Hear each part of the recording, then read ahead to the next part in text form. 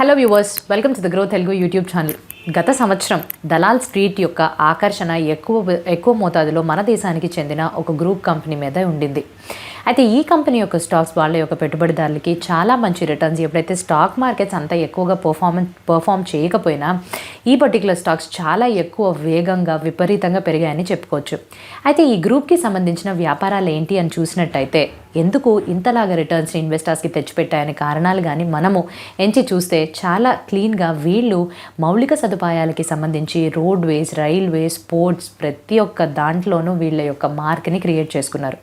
ఇక్కడితో ఆగిపోకుండా క్లీన్ ఎనర్జీలోని మంచిగా చాలా తెలివిగా పెట్టుబడి చేసుకుంటూ దానితో పాటుగానే రక్షణ రంగానికి సంబంధించి అంతరిక్ష రంగానికి సంబంధించి ఇక్కడితో ఆగిపోకుండానే 6 కంపెనీలు మర్జ్ అయ్యి ఒక పవర్ కంపెనీని సృష్టించారు. అండ్ అలానే వీళ్ళు ఎడిబుల్ ఆయిల్ సెక్టార్లో కూడా వచ్చేసారు. సో మీ గెసెస్ కరెక్టే, నేను మాట్లాడుతుంది అదానీ గ్రూప్ గురించే. సో అదానీ గ్రూప్ కంపెనీ యొక్క స్టాక్స్ ఇంత విపరీతంగా గత 5 సంవత్సరాల్లో పెరిగింది. ఎలాగంటే ఒక 2 సంవత్సరాల ముందు కానీ ఈ గ్రూప్కి సంబంధించిన 6 కంపెనీస్లో చెరొక ₹1,00,000 కానీ మీరు పెట్టుబడి చేసినట్టయితే ఈరోజు మీ యొక్క పెట్టుబడి విలువ 66 లక్షలు దాటిపోయేవి. అంత వేగంగా విపరీతంగా పెరిగాయి. దీని యొక్క కారణం వల్లనే బహుశా గౌతమ్ అదానీ గారు ఎవరైతే అదానీ గ్రూప్ని స్థాపించారో ఆయన మన దేశంలోనే అత్యంత ధనవంతులుగా పేరుని పొందారు.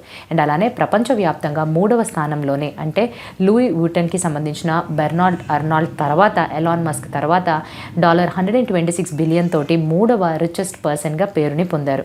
అయితే ఈ particular group company or Adani గ్రూప్ని కానీ తీసుకుంటే దీంట్లో ఫ్లాగ్షిప్ కంపెనీ అదానీ ఎంటర్ప్రైజెస్.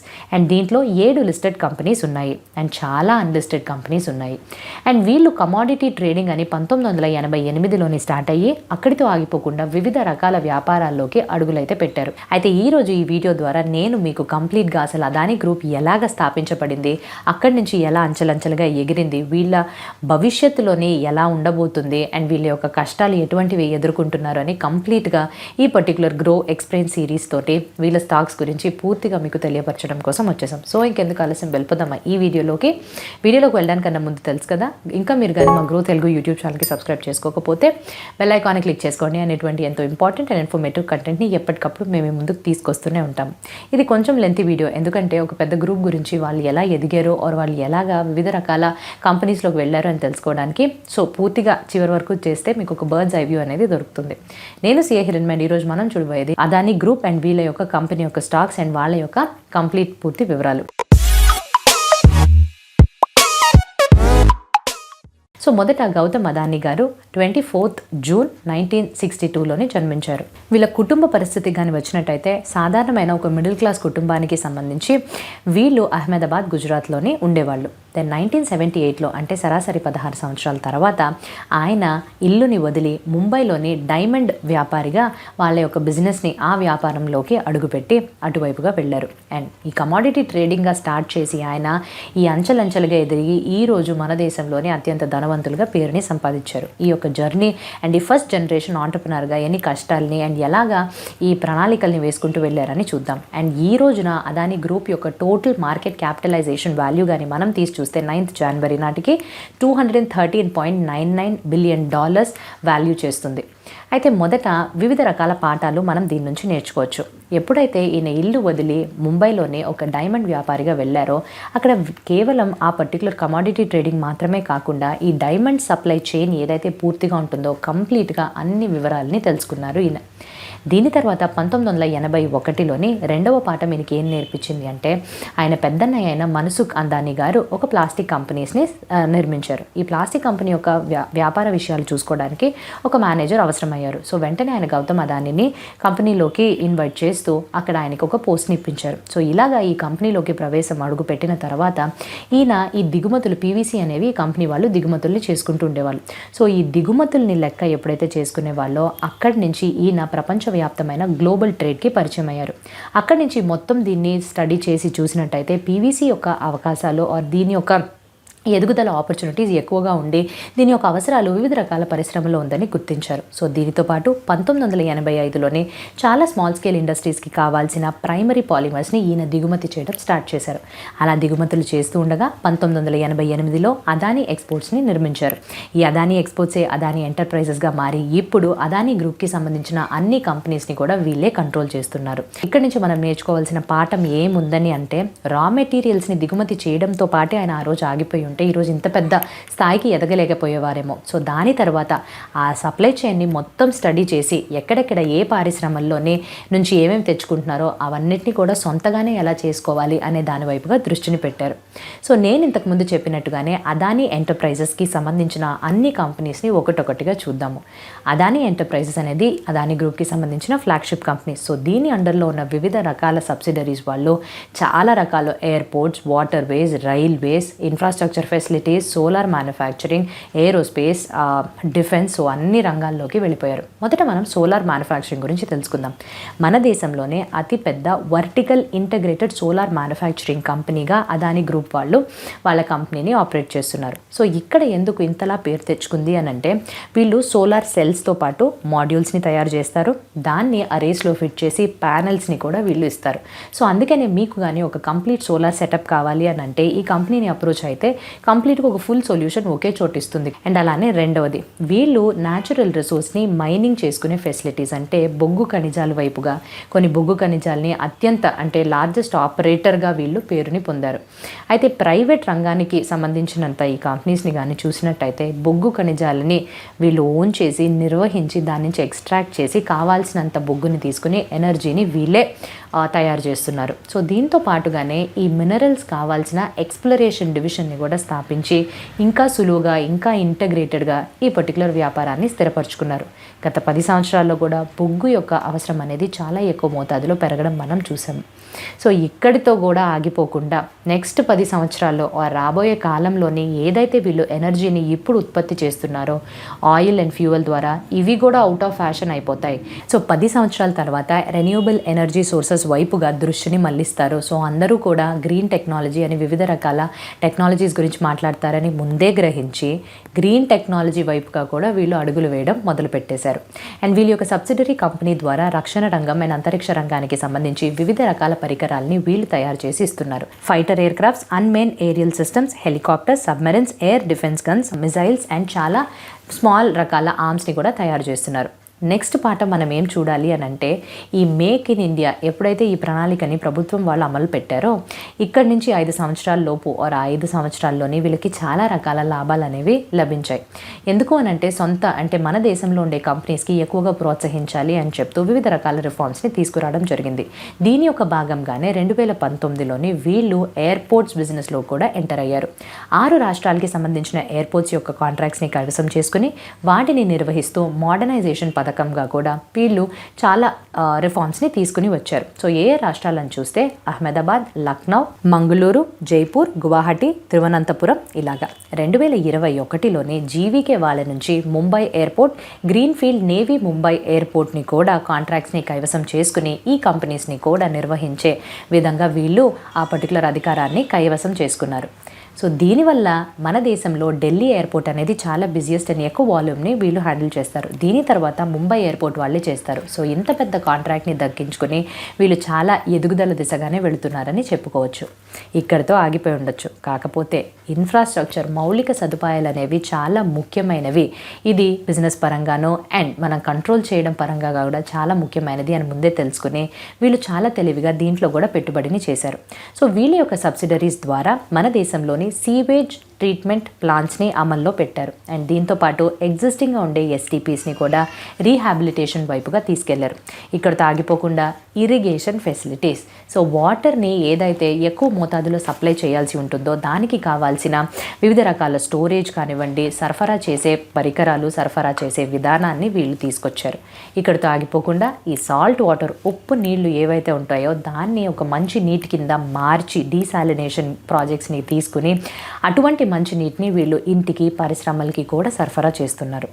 అయితే ఇక్కడ మంచి విషయం మనం గమనించాల్సింది ఏంటి అని అంటే, రోడ్ వైస్ వైపుగా కూడా వీళ్ళు వాళ్ళ యొక్క మార్క్ని క్రియేట్ చేసుకున్నారు. హైవేస్ ఎక్స్ప్రెస్ వేస్, tunnels, metro lines, railways. So railways గురించి చెప్పాలి అని అంటే మన దేశంలో విదేశాల్లో కూడా వీళ్ళు రైల్వే లైన్స్ని చాలా చక్కగా ఏర్పరచుకున్నారు. మన దేశంలో 300 చదరపు అడుగులు రైల్వే లైన్స్తో పాటు వీళ్ళ యొక్క పోర్ట్స్, వీళ్ళ యొక్క మిగతా బిజినెస్ని చాలా ఇంపార్టెంట్ అయినా ఎక్కడైతే వీళ్ళు తయారు చేస్తారో మ్యానుఫ్యాక్చరింగ్ పాయింట్ నుంచి కన్జ్యూమర్స్ పాయింట్ వరకు చాలా చక్కగా కనెక్ట్ చేసే విధంగా వీళ్ళు వాళ్ళ రైల్వే లైన్స్ని వేసుకున్నారు. అండ్ నెక్స్ట్ వాళ్ళు కనిపెట్టింది నెక్స్ట్ పాఠం మనకి తెలియపరుస్తుంది ఏంటి అని అంటే ఈ రోడ్వేస్, రైల్వేస్తో పాటుగానే ఒక దేశంలో ఎంతో ముఖ్యమైనది నీళ్లు. సో ఈ వాటర్ వేస్ని కూడా ఏ విధంగా వాళ్ళు కనెక్ట్ చేసుకుని పెట్టుబడి చేస్తే వాళ్ళకి చాలా మంచిగా ఉపయోగపడుతుంది అనే దాని మీద పూర్తిగా స్టడీ చేసి పోర్ట్స్ని కూడా నిర్మించారు. అండ్ ఈ అన్ని బిజినెస్లు ఒక ఎత్తు అయితే ఇప్పుడు అసలు సంబంధమే లేకుండా డేటా సెంటర్స్ని నిర్మించడంలోకి వెళ్ళిపోయారు. ఎందువల్ల డేటా సెంటర్స్? మన దేశంలోని స్మార్ట్ ఫోన్ యూజర్స్ యొక్క సంఖ్య పెరుగుతూనే ఉంది. వాళ్ళు హ్యాండిల్ చేసే డేటా అండ్ మనము ఇప్పుడు డిజిటల్ ఇండియా వైపుగా సాగుతూ అన్ని డిజిటల్ ట్రాన్సాక్షన్స్నే చేస్తున్నాం. సో ఇవన్నిటినీ కూడా స్టోర్ చేయాల్సిన అవసరం ఎంతో ఎక్కువ ఉంది.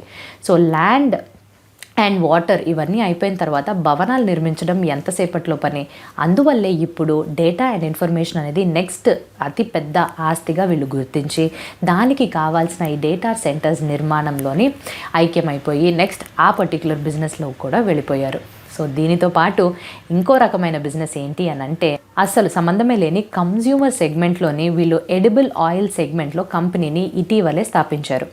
ఈ విల్మార్ ఇంటర్నేషనల్ గ్రూప్ ఏదైతే సింగపూర్కి చెందిన కంపెనీ ఉందో వాళ్ళతో ఒక జాయింట్ వెంచర్లోకి వచ్చారు. సో దీని యొక్క ఆధారంగా అదాని విల్మార్ లిమిటెడ్ అనే కంపెనీని స్థాపించారు. సో దీని ద్వారా ఎడిబుల్ ఆయిల్ ఏవైతే ఫుడ్ ఇండస్ట్రీకి సంబంధించి ఈ పర్టికులర్ ఎఫ్ఎంసీజీ సెగ్మెంట్లోని ఈ ప్రోడక్ట్ని తీసుకొచ్చారు.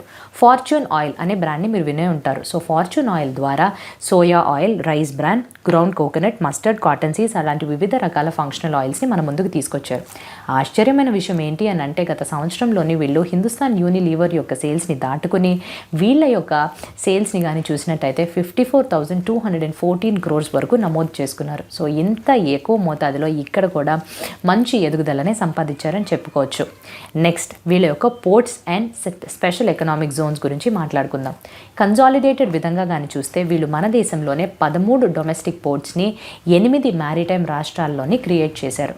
గత 10 సంవత్సరాల్లో కేవలం ఒక పోర్ట్తో స్టార్ట్ చేసి ఈరోజు డజన్కి పైగా పోర్ట్స్ని వీళ్ళే కైవసంగా వీళ్ళు హ్యాండిల్ చేస్తున్నారు. అండ్ దీనికి గల కారణంగానే చూసినట్టయితే మన దేశంలోని వీళ్ళు అత్యంత ప్రైవేట్ పోర్ట్ ఆపరేటర్గా పేరుని పొంది దాదాపు 312 మిలియన్ మెట్రిక్ టన్స్ని కార్గోని హ్యాండిల్ చేస్తూ ఈ రంగంలో 30% మార్కెట్ షేర్ని కైవసం చేసుకున్నారు. అందుకేనేమో బహుశా వీళ్ళని ఇంతలాగా కన్సాలిడేటెడ్ బిజినెస్ కింద మనం పిలుస్తున్నాం. అయితే ఈ పోర్ట్స్ ద్వారా ఏం చేస్తున్నారు? వ్యవసాయానికి కావాల్సినవి ఎప్పుడైతే పంటలు పండుతాయో అటువంటి గ్రెయిన్స్ని వీళ్ళు ప్రొక్యూర్ చేసి స్టోర్ చేసి కన్జ్యూమర్స్, వినియోగదారుల వరకు తీసుకురావడానికి ఈ పోర్ట్స్ని కన్సాలిడేటెడ్ బేసిస్లో వాడుతున్నారు. అయితే ఇప్పటి వరకు వీళ్ళ వ్యాపారాలన్నీ కూడా మీకు తెలియపరిచాను కదా. సో ఇక్కడ కనెక్షన్స్ని మీరు అర్థం చేసుకోవాలి. మొదట ల్యాండ్ నుంచి స్టార్ట్ అయ్యి తర్వాత వాటర్లోకి వెళ్ళి పోర్ట్స్ని నిర్మించి అలానే కన్జ్యూమర్ బిజినెస్ అయిన ఎడిబుల్ ఆయిల్ సెగ్మెంట్లోకి వచ్చి ఇలాగ మొత్తం అన్నిటి చోట్ల వాళ్ళ యొక్క ఫుడ్ ప్రింట్స్ అనేది క్రియేట్ చేసుకున్నారు. ఇప్పుడు మనం బిజినెస్ పరంగా స్ట్రాటజిక్గా వీళ్ళు ఎన్ని ఇన్వెస్ట్మెంట్స్ అండ్ బిజినెస్ని ఏర్పరిచారని చూస్తే మొదట మనం అదాని గ్రీన్ ఎనర్జీ లిమిటెడ్ గురించి మాట్లాడుకుందాం. అదాని గ్రీన్ ఎనర్జీ లిమిటెడ్ ద్వారా సోలార్, విండ్ ఎనర్జీని వాడుతూ వీళ్ళు విద్యుత్ని సరఫరా ఆర్ ఉత్పత్తి చేస్తున్నారు. ఇలా ఉత్పత్తి చేసిన ఈ విద్యుత్ని స్టేట్, సెంట్రల్ గవర్నమెంట్కి సంబంధించిన గ్రిడ్లోకి పంపించడం, వీళ్ళ కార్పొరేషన్స్కి కావాల్సినంత విద్యుత్ని సరఫరా చేయడం దీని ద్వారానే చేస్తున్నారు. అండ్ వీళ్ళకి మొత్తం ఉండే కెపాసిటీ 20 GW కెపాసిటీ పెట్టుకుని ఆపరేట్ చేస్తున్నారు. సో నేను ముందుగా చెప్పినట్టుగానే oil and fuel out of fashion అయిపోతే ఈ రెన్యూబుల్ ఎనర్జీ సోర్సెస్ పైగా వీళ్ళకు అక్కడ కూడా హోల్డ్ ఉండాలి అని ఈ కంపెనీని స్థాపించి వివిధ రకాల రాష్ట్రాల్లోని ఈ కంపెనీని విస్తరించి అక్కడి నుంచి ఈ పర్టికులర్ సేవల్ని అందిస్తున్నారు. And next Adani power limited. So మన దేశంలోనే అత్యంత పెద్ద ప్రైవేట్ సెక్టార్కి సంబంధించి ఎనర్జీ జనరేషన్ ఇక్కడ జరుగుతుంది. సో వీళ్ళ యొక్క కెపాసిటీని చూస్తే 12,450 మెగావాట్స్ కెపాసిటీ ద్వారా ఆపరేట్ చేస్తున్నారు. బొగ్గు ఖనిజాల నుంచి బొగ్గుని ఎక్స్ట్రాక్ట్ చేసి ఆ బొగ్గుని ఇక్కడ వాడుతూ వీళ్ళు విద్యుత్ని ఉత్పత్తి చేస్తున్నారు. ఇలా ఉత్పత్తి చేసిన విద్యుత్ని అదాని ట్రాన్స్మిషన్ కంపెనీ ద్వారా వీళ్ళు మొత్తం దేశం వైపుగా కూడా సరఫరా అనేది చేస్తున్నారు. And next Adani total gas limited. So Adani total gas limited వాళ్ళు ఈ న్యాచురల్ గ్యాస్ని పైప్డ్ లైన్స్గా, కమర్షియల్ లైన్స్గా పారిశ్రమలకి ఇంటికి కావాల్సిన ఈ పైప్ లైన్స్ ద్వారా వీళ్ళు సరఫరా చేస్తున్నారు. సో ఇప్పుడు రియల్ ఎస్టేట్ రంగంలో కూడా అడుగుపెట్టి అక్కడ కావాల్సిన financial services and housing finance సెగ్మెంట్లో కూడా వీళ్ళు ఎదుగుతున్నారు. అండ్ గత 3 సంవత్సరాలుగా చూస్తే ఇక్కడి నుంచి వచ్చిన ఆదాయం వీళ్ళకి 2 రెట్లుగా మారింది. అండ్ ఇప్పుడు ఇవన్నీ ఆల్రెడీ ఉండే బిజినెసెస్. సో ఇప్పుడు అసలు భవిష్యత్తులోని ఎటువంటి కొత్త వ్యాపారాల్లోకి వీళ్ళు అడుగు పెట్టబోతున్నారని చూసినట్టయితే గత సంవత్సరం మే 15న వీళ్ళు హోల్సమ్ ఇంటర్నేషనల్ కంపెనీ అనే స్విట్జర్లాండ్ బేస్డ్ కంపెనీ తోటి ఒక ఒప్పందంలోకి కుదుర్చుకున్నారు. సో ఈ ఒప్పందం యొక్క ఆధారంగా ఈ company already Ambuja cements and ACC గ్రూప్లోని స్టేక్ని హోల్డ్ చేస్తుంది. సో ఈ కంపెనీని దాదాపు $10.5 బిలియన్ పెట్టి కొనుగోలు చేశారు. సో ఇంత ఎక్కువ మోతాదులో మర్జర్స్ అండ్ అక్విజిషన్స్, ఈ ఇన్ఫ్రాస్ట్రక్చర్ ఆర్ ఈ మెటీరియల్ సిమెంట్ రంగానికి సంబంధించి మన దేశంలోనే అత్యంత పెద్ద ఒప్పందం కింద మారింది. అయితే ఈ ఒప్పందం ఆధారంగా వీళ్ళు సిమెంట్ మ్యానుఫ్యాక్చరింగ్లో కూడా వెంటర్ అయిపోయారు. సో ఈ పర్టికులర్ కొనుగోలు తర్వాత వీళ్ళు అల్ట్రాటెక్ అయిన మన దేశంలో మొట్టమొదటి or first largest cement company ఏదైతే ఉందో దాని తర్వాత సెకండ్ ప్లేస్కి దాదాపు 67.5 million metric tons per year సిమెంట్ని వీళ్ళు ఉత్పత్తి చేసి సరఫరా చేసే విధంగా తీసుకుని వచ్చేశారు. సో ఇలాగా సిమెంట్ మ్యానుఫ్యాక్చరింగ్లోకి ఎంటర్ అయిపోయారు.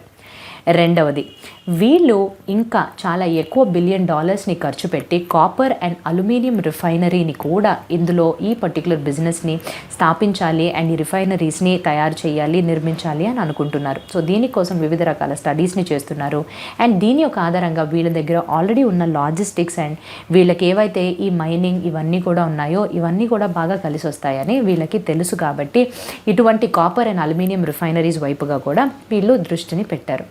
మూడవది, ఇంతకుముందు చెప్పినట్టుగానే డేటా సెంటర్స్ని నిర్మించడం కోసం ఒక కంపెనీ అయిన ఎడ్జ్ కనెక్ట్స్ అనే కంపెనీ తోటి జాయింట్ వెంచర్లోకి ఎంటర్ అయ్యి అదాని కనెక్ట్స్ అనే డేటా సెంటర్ని క్రియేట్ చేస్తున్నారు. సో ఇక్కడ గ్రీన్ ఆర్ రెన్యూబుల్ ఎనర్జీ ఏదైతే ఉందో ఆ గ్రీన్ టెక్నాలజీ దిశగా దాన్ని ఇక్కడ డిప్లాయ్ చేస్తూ వీళ్ళు ఈ పర్టికులర్ ఎనర్జీ రిసోర్సెస్ని డేటా సెంటర్ని క్రియేట్ చేస్తున్నారు. అండ్ నెక్స్ట్ వీళ్ళు ఎంటర్ అవ్వబోతున్న పర్టికులర్ బిజినెస్ని చూస్తే డిసెంబర్ 2022లోని వీళ్ళకి ఆల్రెడీ ఈ అదాని పోర్ట్స్ అండ్ ఎస్ఈజీస్ ఏవైతే కంపెనీ ఉందో దాని యొక్క సబ్సిడరీ అదాని లాజిస్టిక్స్ కంపెనీ ద్వారా డిఏ అండ్ వాళ్ళ యొక్క అఫిలియేట్ కంపెనీ తోటి ఒక 50-50 పార్ట్నర్షిప్లోకి ఎంటర్ అయ్యి ఈ వేర్ హౌసింగ్ పార్క్స్ ఏవైతే ఉంటాయో లాజిస్టిక్స్ అండ్ వేర్ హౌసింగ్ పార్క్స్ని కూడా స్థాపించే విధంగా అహ్మదాబాద్లోని కోల్కతాలోని వీళ్ళు ప్రణాళికల్ని వేస్తూ ఆ పర్టికులర్ బిజినెస్ దిశగా కూడా వీళ్ళు వెళ్ళసాగుతున్నారు. అండ్ నెక్స్ట్ బిజినెస్ విషయానికి వస్తే జనవరి 2023లో క్లియర్ ట్రిప్ తోటి వీళ్ళు పార్ట్నర్షిప్లోకి ఎంటర్ అయ్యి చాలా అఫోర్డబుల్గా ఎయిర్ ట్రావెల్ సర్వీసెస్ని అందించాలి అంటూ ప్రణాళికల్ని వేశారు. ఇక్కడితో ఆగిపోకుండా రెన్యూబుల్ ఎనర్జీ రిసోర్సెస్ వైపుగా ఈ పర్టికులర్ సంస్థలో ఆర్ ఈ పర్టికులర్ వ్యాపారాలకి దాదాపుగా $150 బిలియన్ వరకు కూడా వీళ్ళు పెట్టుబడిని చేశారు. అండ్ ఈ పెట్టుబడి ఒకే చోట కాకుండా వివిధ రకాల విషయాలుగా విడదీశారు. సో ఎలాగా అని చూస్తే $50 నుంచి $70 బిలియన్ వరకు గ్రీన్ హైడ్రోజన్ బిజినెస్లోకి అండ్ ఇంకొక $23 బిలియన్ వరకు గ్రీన్ ఎనర్జీలోకి చేశారు.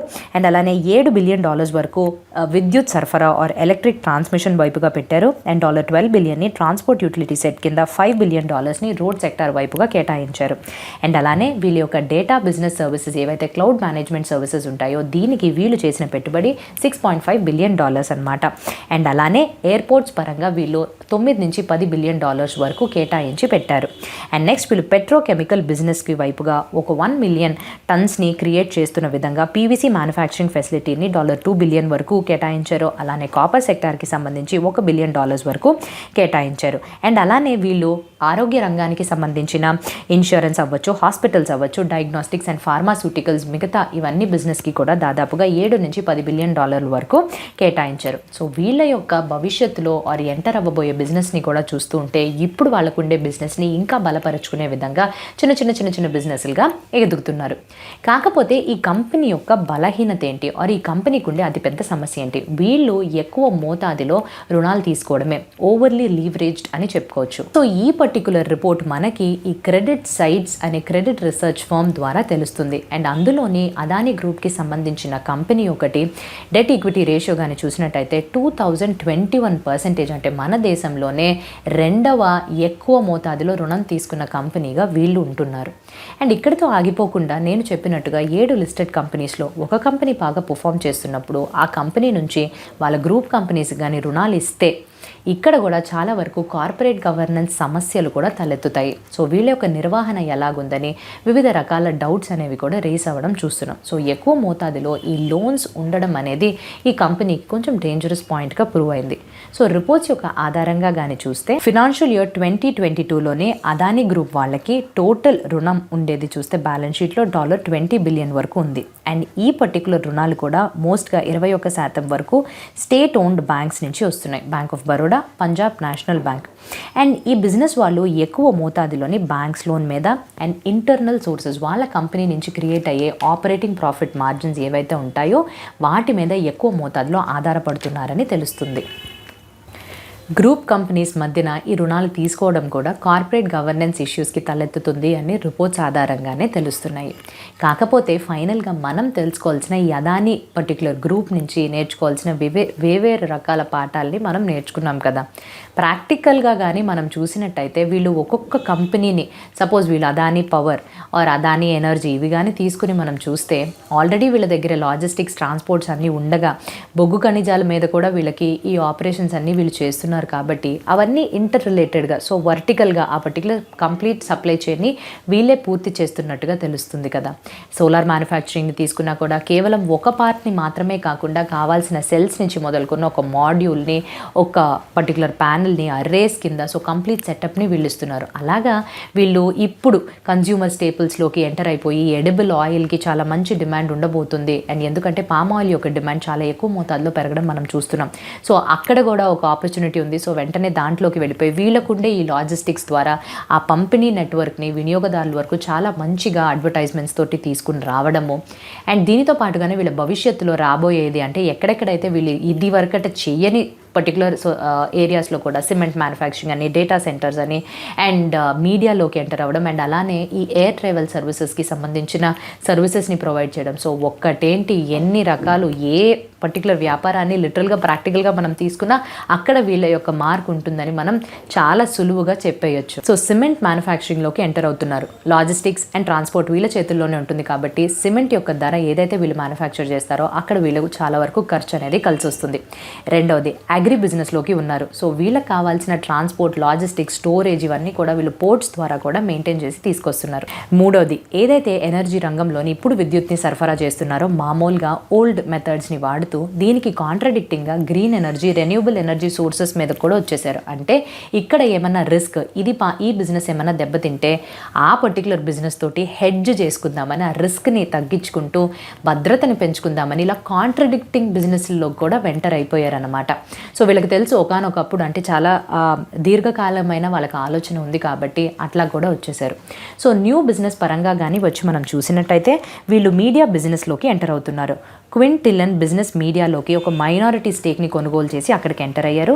అదానీ హెల్త్ వెంచర్స్ లిమిటెడ్ని 17 మార్చ్ 2022లో ఇన్కార్పొరేట్ చేశారు. సో వీళ్ళు హెల్త్ కేర్కి సంబంధించిన వివిధ రకాల యాక్టివిటీస్ని మెడికల్ డయాగ్నోస్టిక్ ఫెసిలిటీస్ కావండి, pharmaceuticals, medical health checkups, camps ఇవన్నిటినీ కూడా ఈ పర్టికులర్ కంపెనీ ద్వారా వీళ్ళు ఎంటర్ చేసి తీసుకొస్తున్నారు.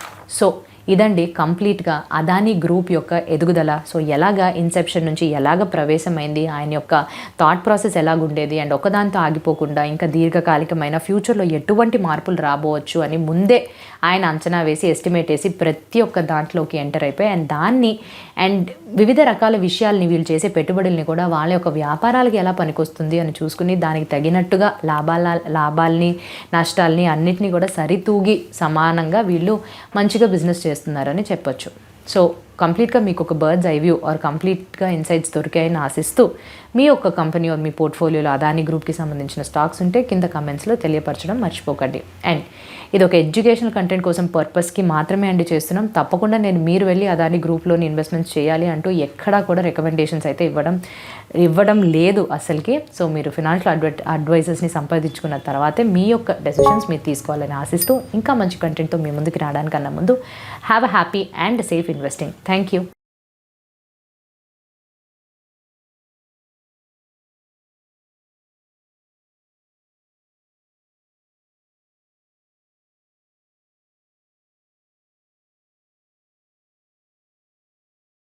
Investment in securities market are subject to market risks. Read all the related documents carefully before investing. Please read the risk disclosure documents carefully before investing in equity shares, derivatives, mutual fund, and or other instruments traded on the stock exchanges.